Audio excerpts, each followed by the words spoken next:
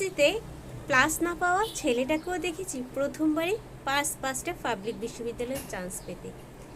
ক্যাডারে চান্সপ্রাপ্ত মেয়েটাকে দেখেছি মাদকাসক্ত ছেলের প্রেমে পড়ে নিজের ক্যারিয়ারটা নষ্ট করতে।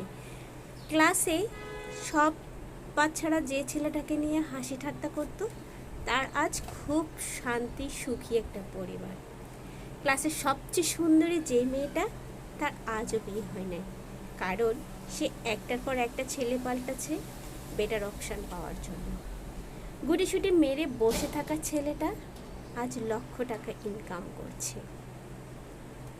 পিছনের বেঞ্চিতে 3 বন্ধু আড্ডা মারত, আজ 3 জনেরই আলাদা আলাদা বিজনেস হয়েছে, দেশ বিদেশে ঘুরে বেড়াচ্ছে।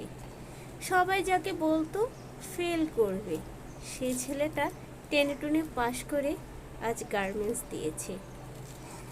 যেই মেয়েটাকে দেখলে প্রেমে পড়তে ইচ্ছে করতো, সেই মেয়েটা আজ অশান্তির সাগরে ডুবছে, তার স্বামী পরকীয়া করে। আর সেই পর্দা করা মেয়েটা যে লুকিয়ে থাকতো সবার আড়ালে, সে খুব শান্তিতে আছে তার স্বামীর সাথে।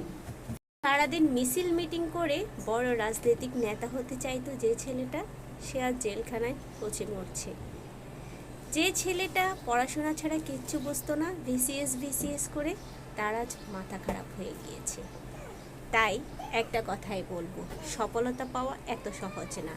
আজকে আপনি কিছু একটা পেলেন না মানিয়ে যে আপনার ভবিষ্যৎ অন্ধকার, এমনটা কিন্তু নাই। একটা কথা মনে রাখবেন, সফলতা কার কখন আসবে তা একমাত্র সৃষ্টিকর্তাই জানে। আমি আর আপনি তা কখনোই বলতে পারবো না।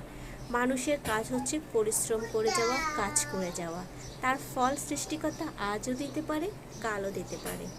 অনেক মানুষ অনেক ভালো জায়গায় চান্স পাওয়ার পরেও, ডাক্তার, ইঞ্জিনিয়ার এমনকি ক্যাডার হওয়ার পরেও তাদের সংসার জীবনে চরম অসুখী, কিংবা তাদের ক্যারিয়ার ওরকম ভালোভাবে হয়নি।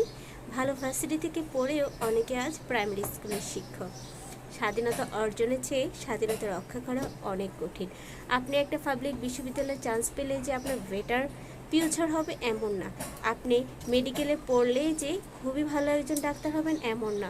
অনেক সরকারি মেডিকেলের ডাক্তারের চাইতে প্রাইভেট মেডিকেলে পড়া অনেক ডাক্তার কিন্তু বেশ নাম করেছে। স্বাধীনতা অর্জনের চেয়ে বললাম, স্বাধীনতা রক্ষা করা কঠিন। ভালো জায়গায় আপনি পড়তে পারলে, ভালো কেরিয়ার গড়তে হলে আপনাকে কিন্তু একই ধারায় পড়ালেখাটা চালিয়ে যেতে হবে। আর যারা ভালো কোথাও চান্স পায় নাই, তাদের মন খারাপের কিছু নাই। ভবিষ্যৎ একমাত্র আল্লাহই জানে। তাই আপনি ধৈর্য ধরে আপনার কাজটা চালিয়ে যান, ইনশাআল্লাহ সফলতা অবশ্যই আসবে। মানুষকে কখনো হেয় ছোট করবেন না। বলা যায় না, আজকে ক্লাসের পিছনের বেঞ্চের ছেলেটি হয়তো একটা সময় আপনাকেই চাকরি দিবে। আমি জানি এই কথাগুলো আমরা সবাই জানি, তারপরে কেন জানি আমরা মানি না। ভিডিওটা কেমন লেগেছে মতামত জানাতে ভুলবেন না। আজকের মতো এই পর্যন্ত, সবাই ভালো থাকুন। আল্লাহ হাফেজ, আসসালামু আলাইকুম।